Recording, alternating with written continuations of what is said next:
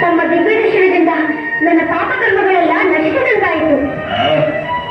ಸರಿ ಸರಿ, ಭೂಲೋಕದಲ್ಲಿ ನಿನ್ನ ಆಯಸ್ಸು ಪೂರ್ತಿ ಆಯಿತು.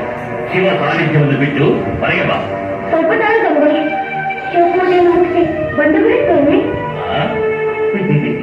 ಆದರೂ ನಿನ್ನ ಆಯಸ್ಸು ಮುಗಿದಿದೆಯಲ್ಲ. ಶಿವನ ಕರುಣೆಯಾದರೆ ನನ್ನ ಅಲ್ಪಾಯಸ್ಸು ದೀರ್ಘಾಯುಷ್ಯಕ್ಕೆ ಮಾರಬಾರದೇನು? ಅದು ಹೇಗೆ ಸಾಧ್ಯ? ಆ ಪರಶಿವನ ನಿನ್ನ ಹಣಿಯಲ್ಲಿ 16 ವರ್ಷ ಆಯಸ್ಸೆಂದು ಬರ್ತಿದ್ದಾನಲ್ಲ.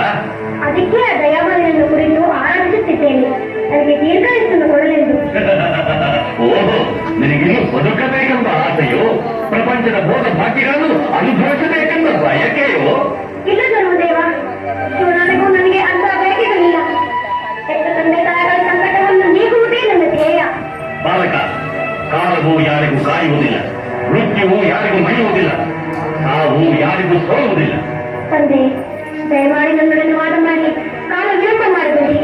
ನನ್ನ ಗುರಿ ಸಾಧಿಸಲು ಅವಕಾಶ ಕೊಡಿ, ನಿಮಗೆ ಕೈ ಮುಗಿಯುತ್ತೇನೆ.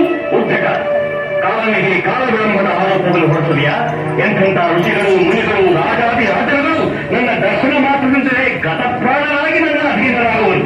ನೀನು ಹಾಲು ಹತೋಳೆ, ನಾಳೆ ಬಂದು ಕೇಳುತ್ತಿದ್ದರೂ ನನ್ನ ಆಜ್ಞೆಯನ್ನು ಮೀರುತ್ತಿರುವೆಯಾ? ನನ್ನ ಆಯ್ಕೆಯನ್ನು ನಿಗದಿ ಮಾಡಿದ ಆ ಪರಮೇಶ್ವರನನ್ನು ಕಂಡು ಮಾತನಾಡುವವರೆಗೂ ನಾನು ಬರಲಾರೆ, ಮನ್ನಿಸಬೇಕು. ಎಂದು ಕರುಣೆಯಿಂದ ವರ್ತಿಸಿದೆ, ಶಿವಭಕ್ತರೆಂದು ಸರಳತೆಯಿಂದ ನಡೆದು. ಈ ಯಮಧರ್ಮನ ಉಗ್ರಾವತಾರವು ನೀನು ನೋಡಿಲ್ಲ. ಈಗ ನೋಡು, ನನ್ನ ಪಾಶವನ್ನು ಹಾಕಿ ಸೆಳೆದೊಯ್ಯುವಾಗ ಅದಾದ ನಿನ್ನನ್ನು ಕಾಪಾಡುವ ನಾನು ನೋಡಲೇನು.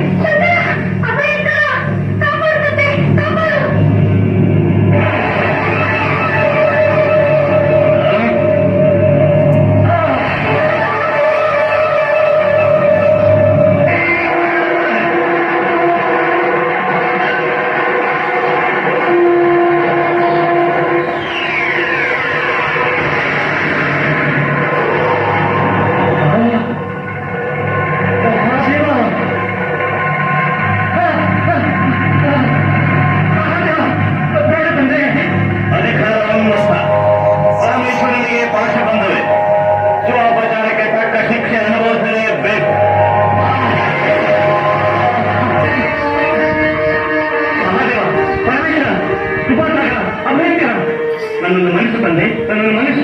ಯಮಧರ್ಮರಾಜ, ನನ್ನ ಭಕ್ತರೇ ನನ್ನ ಆಸ್ತಿ, ನನ್ನ ಸರ್ವಸ್ವ, ನನಗೆ ಸಕಲ. ಅವರಿಲ್ಲದೆ ನಾನಿಲ್ಲ.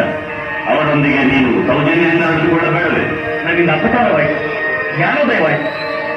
ನಾನಿನ್ನು ಬರೆಯಲು ಮಾರ್ಕಂಡೆಯ ಹೇಳುತ್ತಲ್ಲ, ಹೇಳು.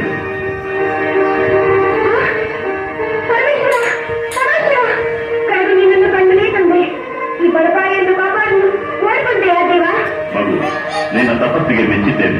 ನಿನಗೇನು ವರ ಬೇಕು ಕೇಳು. ಬ್ರಹ್ಮಾನಂದವಾಗಿರುವ ನಿನ್ನ ದಿವ್ಯ ದರ್ಶನವು ಆಗುತ್ತಿರುವಾಗ